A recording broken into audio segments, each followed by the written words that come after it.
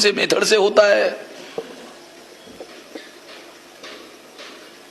अगर उसको मालूम होगा कि विचार परिवर्तन ही हर तरह के परिवर्तन का मूल है, सामाजिक परिवर्तन करना चाहते हो तो विचार से होगा, राजनीतिक परिवर्तन करना चाहते हो तो विचार से होगा, धार्मिक परिवर्तन करना चाहते हो तो विचार से होगा, आर्थिक परिवर्तन करना चाहते हो तो विचार से होगा। हर तरह के परिवर्तन का मूल विचार परिवर्तन में है।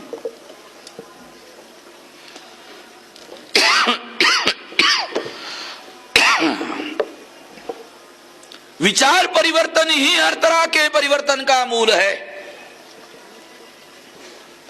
अगर आप समाज में परिवर्तन करना चाहते हो तो आपको समाज में जो लोग हैं उन लोगों के विचारों में परिवर्तन करने का काम करना चाहिए। आप लोगों को एज ए वर्कर, तो एज ए वर्कर आपको समाज में जाकर परिवर्तन का काम करना है।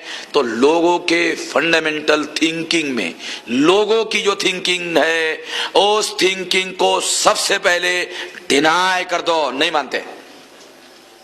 फिर उसको अपना विचार बताओ, उसको अपना विचार बताओगे और पेनिट्रेट करोगे, उसके विचार में परिवर्तन होगा।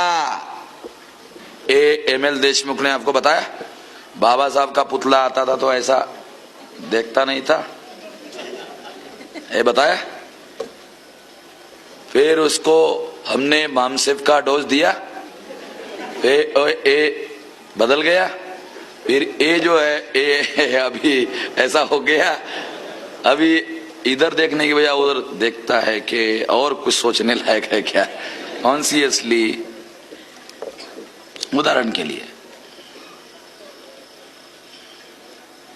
तो विचार परिवर्तन हर तरह का, किसी भी तरह का परिवर्तन आप करना चाहते हो तो ये परिवर्तन के लिए सबसे महत्वपूर्ण चीज है विचार को टूल बनाओ, विचार को माध्यम बनाओ। मामसेफ के प्रत्येक कार्यकर्ता को ध्यान रखना होगा कि जो परिवर्तन हम चाहते हैं वो इस देश में केवल मात्र विचार के आधार पर परिवर्तन होगा। इसलिए आज के तारीख में मामसेफ एज एन ऑर्गेनाइजेशन, वो मामसेफ के पास जिस लेवल तक हमने विचार को विकसित किया, उस लेवल को अगर कोई नया आदमी इसको समझना चाहता है, समझने के लिए भी 2-4 साल लग जाएंगे। ये जो हमने डेवलप किया उसको समझने के लिए अगर समझने की कोशिश करेगा तो 2-4 साल लगेंगे, समझने की कोशिश नहीं करेगा तो बहुत साल लगेंगे। ये जो हमने विचार को अपडेट किया, इस लेवल पर पहुंचाया, जिस लेवल पर पहुंचाया वो, क्योंकि विचार भी प्रासंगिक होना चाहिए, रिलेवेंट होना चाहिए। विचार भी टमाटर की तरह पेरिशेबल होता है। टमाटर ही 2-4-5 दिन के बाद सड़ता नहीं है, विचार भी सड़ जाता है, खत्म हो जाता है, विचार भी डेड हो जाता है। और डेड विचार किसी जिंदा आदमी में परिवर्तन करने का काम नहीं कर सकता। विचार को डेली अपडेट करना पड़ता है, उसमें डेली एडिशन और डिलीशन करना पड़ता है। बुद्ध कहता है इस दुनिया में बीइंग इज बिकमिंग, इस दुनिया में कुछ भी परमानेंट नहीं है। आप पानी में खड़ा रहो, नदी का प्रवाह बह रहा है, आप पानी में खड़ा रहो, क्षण भर पहले, एकदम क्षण भर पहले आपके पैर के चमड़ी को जिस पानी के कतरे ने स्पर्श किया वो है नहीं, स्पर्श करते ही वो पानी का कतरा एकदम आगे निकल जाता है और क्षण भर पहले वो बीइंग इज बिकमिंग, वो है नहीं, वो निकल गया। दुनिया में हर चीज परिवर्तनशील है, कोई चीज स्टैटिक नहीं है। इसलिए जो भी परिवर्तन के विरोध में व्यवहार करता है, अगर पानी का प्रवाह अवरुद्ध हो गया, पानी रुक गया, जहां भी रुकेगा सड़ जाता है। शायद आपने सोचा नहीं होगा पानी कभी सड़ता है, पानी भी सड़ जाता है, हरा हरा रंग आ जाता है। पानी को आपने कभी देखा होगा, पानी जब इकट्ठा होता है बहता हुआ नहीं है, सड़ जाता है। वो सड़ा हुआ पानी, आपको कभी हिम्मत नहीं होती वो पानी पीने की, पानी भी सड़ जाता है। जो बहता हुआ है निरंतर, प्रासंगिक, relevant ideas move the society, ideas motivate the society, ideas rule the society. Marks ने एक विचारधारा बनाई, आधे दुनिया के लोगों ने एक्सेप्ट किया, विचार दुनिया पर राज करता है, विचार दुनिया पर राज करता है। और जो शासक होता है वो विचार को ही माध्यम बनाता है, टूल बनाता है। राम जन्मभूमि का आंदोलन ना होता तो अटल बिहारी दिल्ली में होता, राम जन्मभूमि का आंदोलन नहीं होता तो अटल बिहारी दिल्ली में होता। राम लला हम आएंगे, मंदिर वही बनाएंगे। ए विचार है, राम लला हम आएंगे। लला का मतलब समझते हो? वो जो बच्चा होता है उसको लल्ला बोलते हैं प्यार से। राम, क्योंकि वो राम की जो मूर्ति है जो उसमें रखी गई थी मस्जिद में, वो परिपूर्ण राम की नहीं, वो राम के बचपन की मूर्ति, छोटी मूर्ति वहां रखी थी। तो वो उन्होंने स्लोगन दिया, राम लला हम आएंगे, मंदिर वही बनाएंगे, वही बनाएंगे। तो अडवाणी को पूछा, वहां तो मस्जिद है, फिर मंदिर कैसे बनेगा? आप कह रहे हो राम लला हम आएंगे, मंदिर वही बनाएंगे, वहां तो मस्जिद है, मंदिर कैसे बनेगा? अडवाणी ने कहा, ये देखना राम का काम है। राम का काम नहीं है, एक काम अडवाणी का है, मगर बताएगा जेल में जाएगा, नहीं बता सकता। इसलिए ये राम का काम है भाई, ये राम देखेगा। मंदिर कैसे बने नहीं बने ये राम देखेगा, हम थोड़ी देखेंगे। ये तो देखना राम का काम है। Ideas move the society. Backward class के लोगों को कहा, तुम्हारे राम का मंदिर अयोध्या में बनाएंगे। ए मुसलमान, राम का मंदिर बनने नहीं देना चाहते हैं? जरा मुसलमान को देखो तो। अदर बैकवर्ड क्लासेस के लोगों ने मंडल कमीशन का मामला छोड़ दिया, बोले पहले राम होना चाहिए, पहले राम, बाद में मंडल फंडल जो कमंडल जो कुछ भी हो, पहले राम। विचार, आइडियाज मूव द सोसाइटी। लाखों की संख्या में लोग वहां गए, कुदड़ पावड़े लेकर के वहां गए, मस्जिद को खोद डाला हमारे लोगों ने। मुझे तो यूपी में एक आदमी मिला, वो मुझे घर के अंदर लेके गया। उसने कहा, मेश्राम जी ये ईंट देख रहे हो? हाँ देख रहा हूं। ये बाबरी मस्जिद की ईंट है। मैंने कहा एक क्यों रखा घर में? नहीं, ये तो मैंने एक मैं भी उधर था, और अगर किसी ने कहा कि तू नहीं था, सबूत के तौर पर रखा, मैं भी उधर था।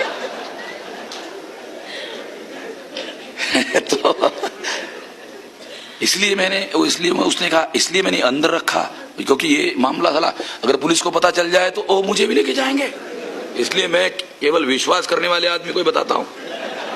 मैंने कहा यार मैं तो ये इसके विरोध में हूं, क्यों नहीं, फिर भी आप पर मैं विश्वास करता हूं, आप हमारे हो ना, इसलिए हमारे आदमियों ने बाबरी मस्जिद, ए राम जी, वो हमारे आदमी लाखों की संख्या में वहां गए। Ideas move the society. अगर किसी को कॉलर पकड़ कर कहो अयोध्या चलो, नहीं आने वाला। अगर उसको कहो कि तुम्हारे राम का मंदिर बनाएंगे, अच्छा राम का मंदिर बनेगा, हाँ फिर तो मैं आता हूं, फिर चाहे कुछ भी हो जाए फिर आता हूं। लाखों की संख्या में वहां गए। Ideas move the society and not the person. Ideas rule the society. Marks ने विचार बनाया, आधे दुनिया पर उसके विचार ने राज किया। Ideas motivate the society. Ideas, विचार लोगों को प्रेरित करता है, प्रेरणा देता है। आदमी किसी आदमी का खून बाद में करता है, पहले उसके दिमाग में विचार आता है इसका खून करूंगा, उसका विचार आता है पहले, फिर बाद में एक्शन होता है। विचार, ideas motivate the person in society. Ideas rule the world. Ideas change the society. Idea समाज को बदलती है। बदलने का काम करना चाहते हो, परिवर्तन का काम करना चाहते हो, आइडियाज, आपके पास विचार होना चाहिए। विचार को हथियार बनाकर ही आप परिवर्तन कर सकते हो। और कोई मूलभूत परिवर्तन अगर आप करना चाहते हो, कोई दूसरा तरीका नहीं है। विचार ही मूलभूत परिवर्तन कर सकता है और कोई परिवर्तन नहीं कर सकता। अल्पसंख्य लोग बहुसंख्य लोगों पर राज करते हैं, क्या कारण है? विचार। अल्पसंख्य लोग बहुसंख्य लोगों पर राज करते हैं, विचार। रशियन फिलोसोफर अनातोली, मैं तो कोई एकेडमिक आदमी नहीं हूं, और रशियन फिलोसोफर अनातोली, उसने ग्रंथ लिखा principle of philosophy. Principle of philosophy में उसने एक बहुत गहरी बात कही। क्या कहा उसने? कि दुनिया में हर देश में शासन करने वाला शासक वर्ग अल्पसंख्य होता है और वो बहुसंख्य लोगों पर राज करता है। राज अगर वो दीर्घकाल करना चाहता है और अगर सोचता है मिलिट्री, पुलिस, हथियार से दीर्घकाल राज करूंगा, नहीं कर सकता। देखो बहुत गहरी बात कह रहा है वो रशियन फिलोसोफर अनातोली। क्या कह रहा है? मिलिट्री, पुलिस, हथियार के द्वारा अगर वो दीर्घकाल तक राज करना चाहता है, नहीं कर सकता। अगर उसको दीर्घकाल तक राज करना है तो राज करने के लिए शासक जाति को एक सक्षम विचारधारा की जरूरत होती है। वो विचारधारा बनाए और उस विचारधारा का प्रचार प्रसार करे लोगों में। अगर उस विचारधारा को लोगों ने, करोड़ों लोगों ने स्वीकार किया तो करोड़ों लोग आपको शासन सत्ता में पहुंचा देंगे और आपको मान्यता देंगे, आपको जनादेश देंगे, आप हमारे ऊपर राज करो।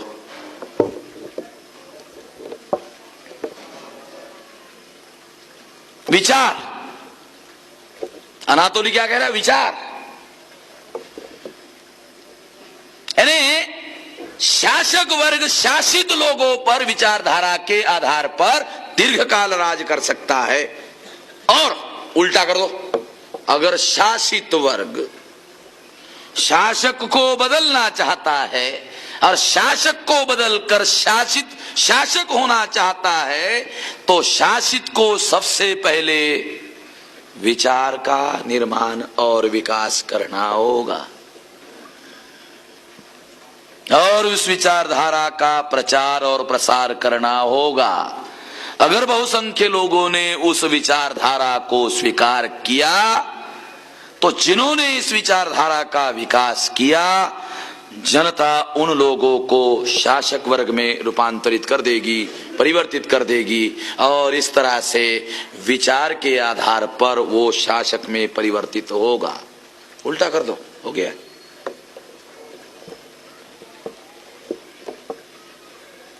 दुनिया में बहुत जगह कुछ मिलिट्री के कमांडरों ने सत्ता में परिवर्तन किया, शासन पर कब्जा किया। क्या हुआ उनका? धर्मपाल जी, ईदी अमीन का क्या हुआ?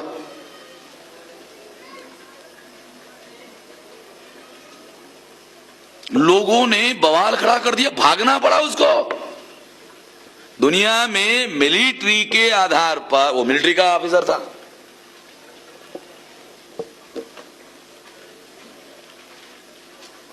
इस तरह से एक दीर्घ काल तक